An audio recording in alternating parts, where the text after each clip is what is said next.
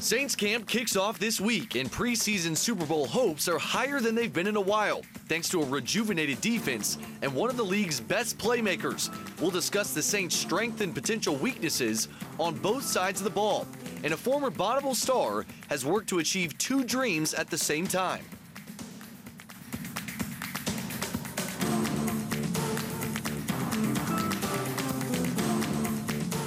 It's been at least 4 years since the Saints have had this type of Super Bowl buildup headed into training camp, and the hype is continuing to grow. Welcome into 4th Down on 4. I'm Andrew Doak. We bring you our poll question of the night once more. Who is the newest Saint you're most excited to see this season? Demario Davis, Cameron Meredith, or Marcus Davenport, who's got the lead early so far? Go and vote on the WWL TV app or go to WWLTV.com/vote. After 3 straight 7-9 seasons, the Saints found their formula and came close to putting it all together last season. But with multiple free agent acquisitions and a gamble in the draft, they now believe they also have the defense this time around to finish the job. For the first time in a long time, there is preseason football buzz in New Orleans because the Saints have barged back on the national scene. There's no more retooling to be done. In the span of 2017, the Saints showed they're still a franchise to be reckoned with, and they'll have as good of a shot as anyone to contend for a Super Bowl in 2018. The biggest thing offensively for this team is to go back to what has won for you, and it won for them last year. Last season, the Saints rediscovered and re-engineered their ground attack and brought incredible balance back to their offense. With the combination of Alvin Kamara and Mark Ingram, the Saints rushed for the 3rd most yards of the Sean Payton era. I mean, that's exactly what you would want. And in years past, it's been much more 60-40 or in the 60s, in the 30s running it. Having balance on offense, I think, is the absolute key. Okay, we here. But it's on the other side of the ball that New Orleans believes could take them to the top of the mountain this year. Of course, the sexy headline-grabbing story came with the selection of rookie defensive end Marcus Davenport. But the man they're hoping is Mr. Durability came as their most expensive free agent piece. Demario Davis came to quarterback this D and to fortify a skeptical rush defense.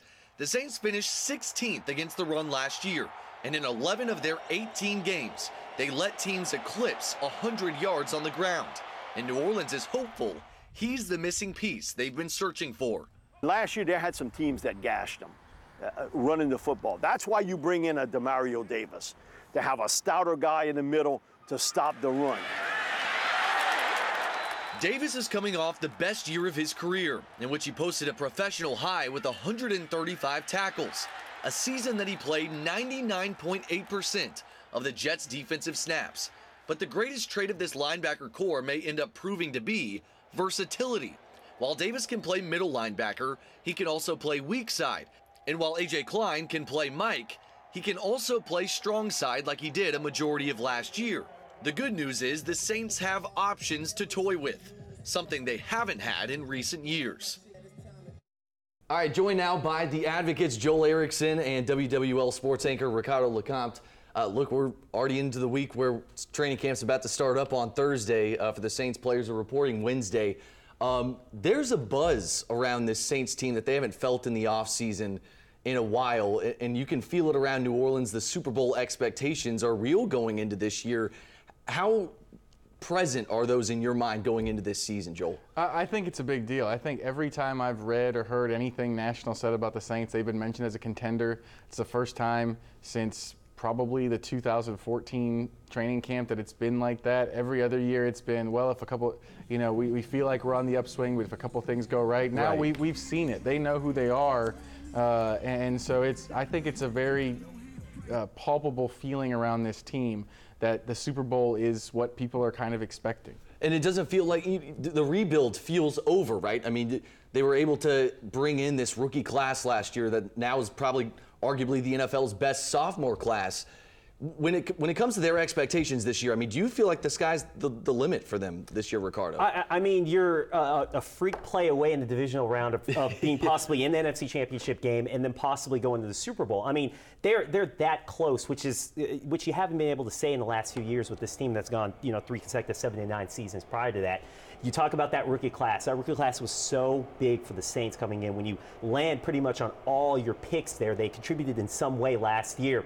You're on the doorstep. You've got a veteran quarterback. You're right there. You're building a defense that's right there at that step of taking that next level of going. Maybe this could be one of the best defenses in there. I know they're not at there yet, but they're very close, which a defense that could get them a Super Bowl win. They're right on the doorstep, as you mentioned, and it's kind of exciting around there where they're like, you know what, a few breaks here or there, we could be possibly heading to a Super Bowl. No doubt about it. Now, look, one thing that we probably take for granted is how great Drew Brees has continued to be throughout his career. One guy that I think didn't get enough love, and he doesn't get it enough around the NFL, is Michael Thomas. And I think that's a guy, I know he's had back-to-back 1,000-yard seasons. He's been a premier NFL talent. But going into year 3, I really think this is going to be a breakout season, especially with a potential contract extension coming up next offseason. First, let's put the financials aside for a second.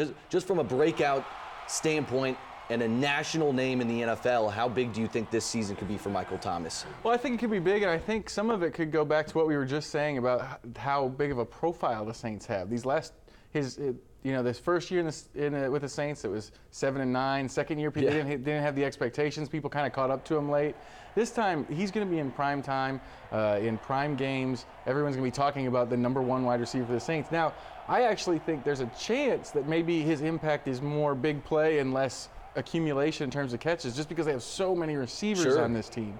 But Cam Meredith could help with that too, huh? Right, but there's a guy, but Thomas is a guy who's going to make the highlight catches, the big third down catches, the games that in those primetime games that you walk away going, okay, I remember that guy because of those catches. And I thought against Minnesota in that divisional round game, that was one where I saw him just completely mop Xavier Rhodes up and down the field. We saw with Brandon Cooks getting paid this offseason with the Rams. He hasn't even played it down for him yet. But, guys coming up even with Jarvis Landry, then maybe Odell Beckham next, they're probably setting the table for how much money Thomas is going to make. Do you expect Saints having to break out a pretty big checkbook next offseason? They're going to have to fork out the cash probably to keep Michael Thomas. And you look at the market. Brandon Cooks gets a 5-year, $80 million extension. Jarvis Landry's about $75.5. Odell's going to get paid. We know that's going to happen.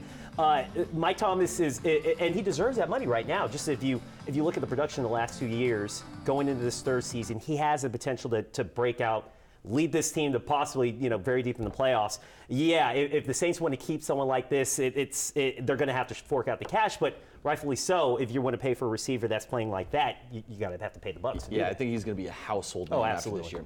All right, you guys stick right there. We'll have much more coming up on 4th Down on 4 when we come back in just a minute.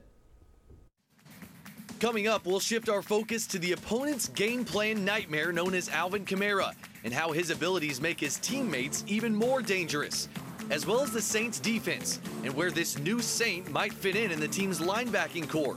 And later, we'll introduce you to Joe Este, who helped save his family while working to make an NFL roster.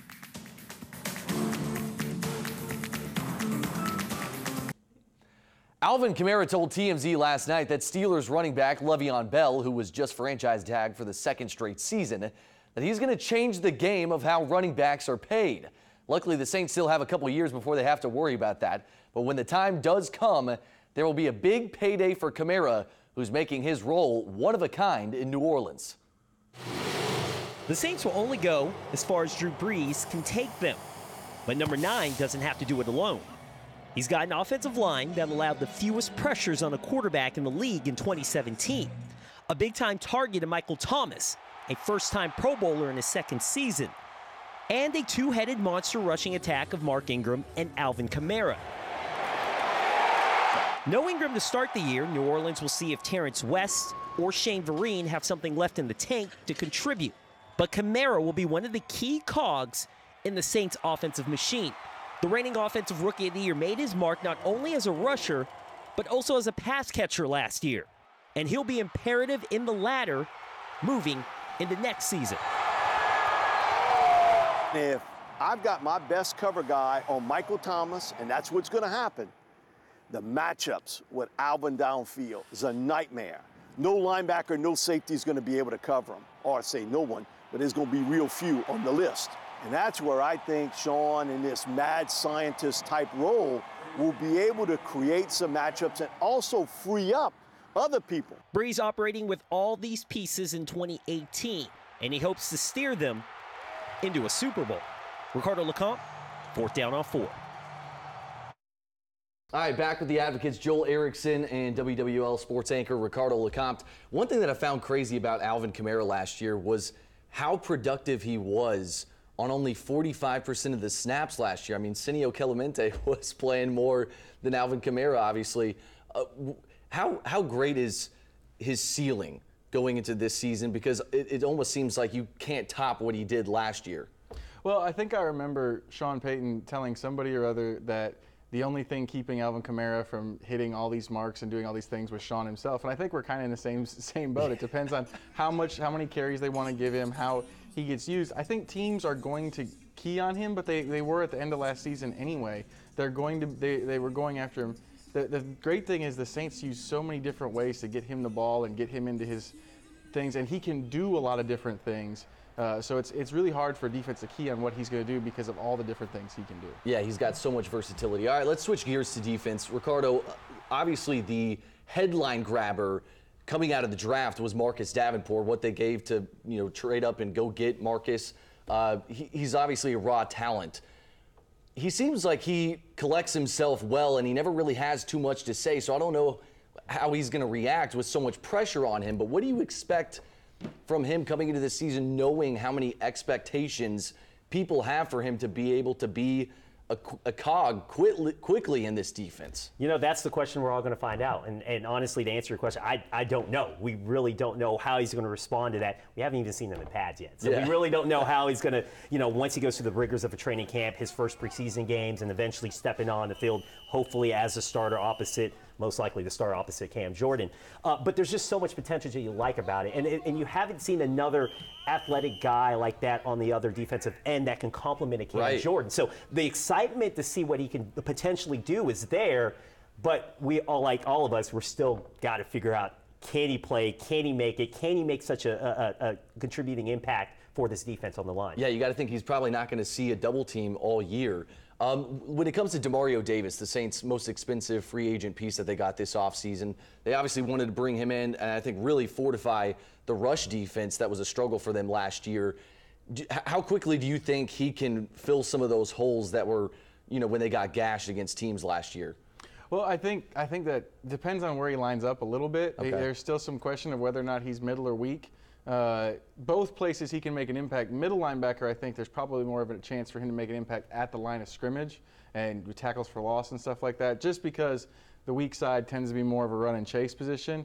But some of the stuff we saw with him in the summer, they're not in pads. I know with the linebacker you want to see him in pads, but the instincts, the way he moves, the way he sees running plays, you can see that he's kind of got that I'm just moving in the right direction before the play even starts to him. And that's the kind of thing a linebacker can really affect a run defense if they have those instincts, if they can take out some guys blocking them just by the way they move. And they seem like they have so much versatility. I mean, as Joel had mentioned, you can be able to move Demario a lot of different positions. You could do that with A.J. Klein as well. Hopefully they're going to have a healthy Alex Anzalone all year.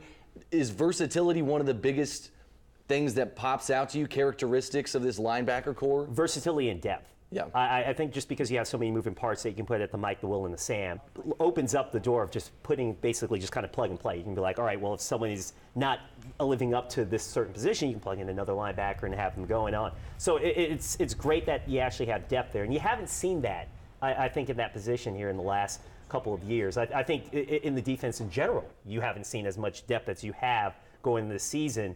And that speaks volumes to how they've been able to build that, how Dennis Allen is being able to now kind of go, all right, well, I have more changeable parts that can kind of move in and out there.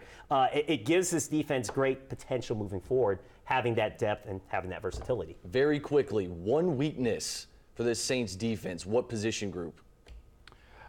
It could be boom or bust. We've already talked about it as a boom, but I think that other defensive end position with Marcus Davenport and Alex Okafor, if Alex Okafor's Achilles is still a problem, and if Marcus Davenport has some of those issues we've seen other rookie pass rushers have where they don't really make the impact until their second year, then you get in the same position that this defense has been in before, where you're kind of looking for options there. I wouldn't really say it's a weakness. Maybe just looking at the opposite end of maybe Marshawn Lattimore the other end. You know, more teams are not going to be throwing to Marshawn's side maybe this year. So whoever's on that other end, we know who's already kind of established there with Ken Crawley, but just making sure that that position is also sealed up because you know no one's really going to be trying to throw toward Marshawn Lattimore's side. So I wouldn't say so much a weakness, but just kind of watch that. So. No doubt about it. All right, Joel, Ricardo, thanks so much. Great stuff. All right, more 4th Down on 4 when we come back here in just a few minutes. Still ahead, the inspiring story of Joe Este, who helped 3 members of his family when they were in dire need, all while trying to make the Tennessee Titans squad. That and more when we come back.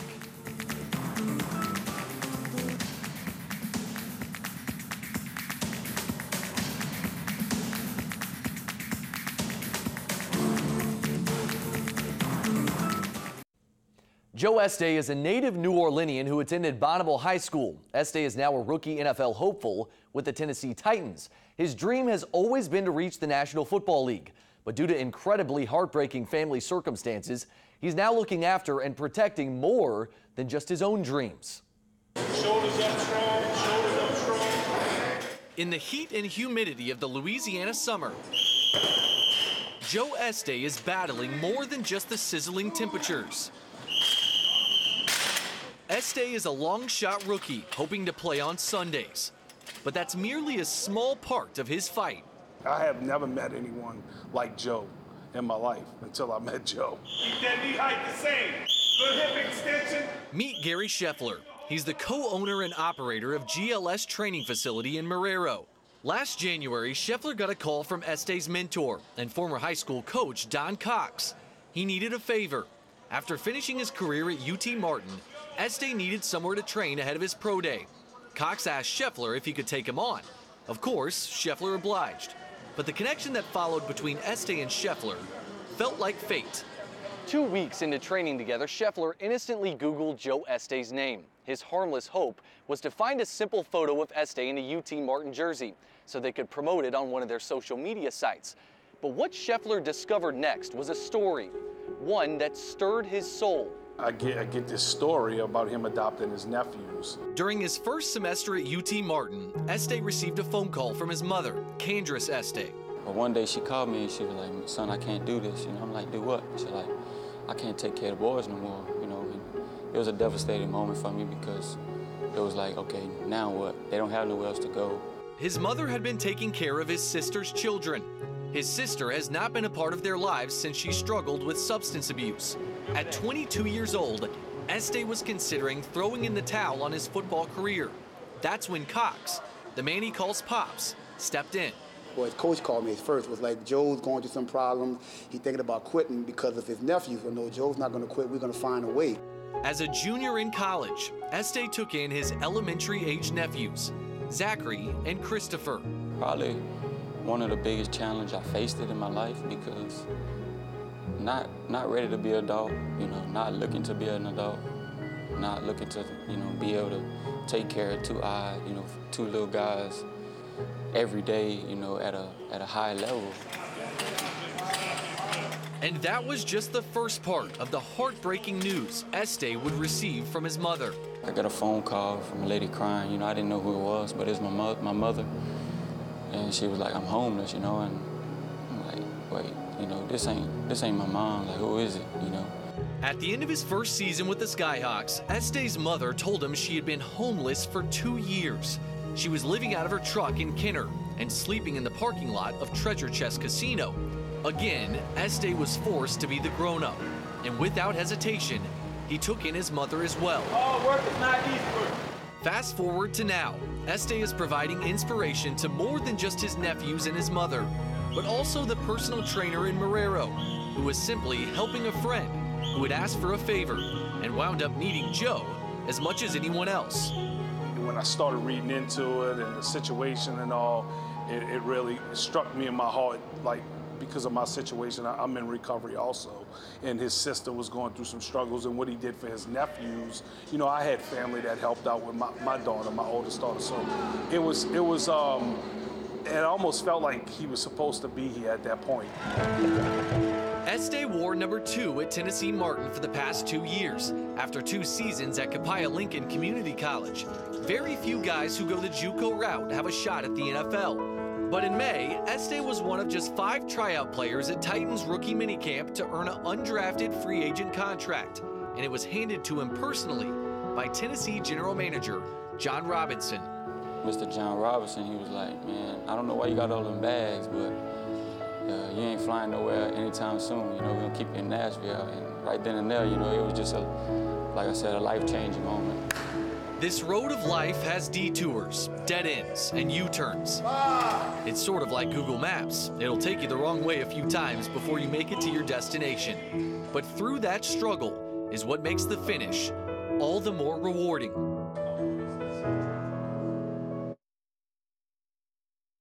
Titans this Wednesday, and him and his girlfriend will be welcoming a son of their own later this year.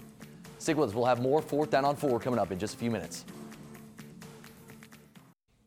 And with a whopping 70% of your votes, Marcus Davenport is the new Saint fans are most excited to see. Big shoes to fill. Thanks for taking part. Before we go tonight, we'd like to thank the Press Club of New Orleans, who honored 4th Down on 4 with this year's Best Sports Show Award. And 4th Down Friday also earned 3rd place in that same category. For Doug Mouton, Ricardo Lecomte, photographer Adam Ney, and producer Danny Rockwell, I'm Andrew Doak. We'll see you next Sunday on 4th Down on 4.